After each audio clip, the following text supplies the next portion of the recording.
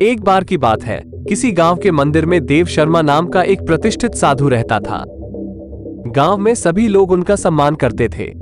उसे अपने भक्तों से दान में तरह तरह के वस्त्र, उपहार, खाद्य सामग्री और पैसे मिलते थे। उन वस्त्रों को बेचकर साधु ने काफी धन जमा कर लिया था। साधु कभी किसी पर विश्वास नहीं करता था और हमेशा अपने धन की सुरक्षा के लिए चिंतित रहता था। वो अपने धन को एक पोटली में रखता था और उसे हमेशा अपने साथ लेकर ही चलता था। उसी गांव में एक ठग रहता था। बहुत दिनों से उसकी नजर साधु के धन पर थी।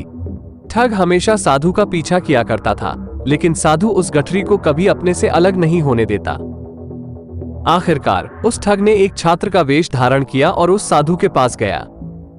उसने साधु से मिन्नत की कि वह उसे अपना शिष्य बना ले, क्योंकि वह ज्ञान प्राप्त करना चाहता था। साधु तैयार हो गया और इस तरह से वो ठग साधु के साथ ही मंदिर में रहने लगा। ठग मंदिर की साफ सफाई से लेकर अन्य सभी कार्य भी करता था और ठग ने साधु की खूब सेवा की और जल्दी ही उसका विश्वास पात्र बन गया। एक दिन साधु को पास के गांव में एक अनुष्ठान के लिए आमंत्रित किया गया। साधु ने वह आमंत्रण स्वीकार किया और निश्चित दिन साधु अपने शिष्य के साथ अनुष्ठान में भाग लेने के लिए निकल पड़ा। रास्ते में एक नदी पड़ी और साधु ने स्नान करने की इच्छा व्यक्त की। उसने पैसों की गठरी को एक कंबल के भीतर रखा और उसे नदी के किनारे रख दिया।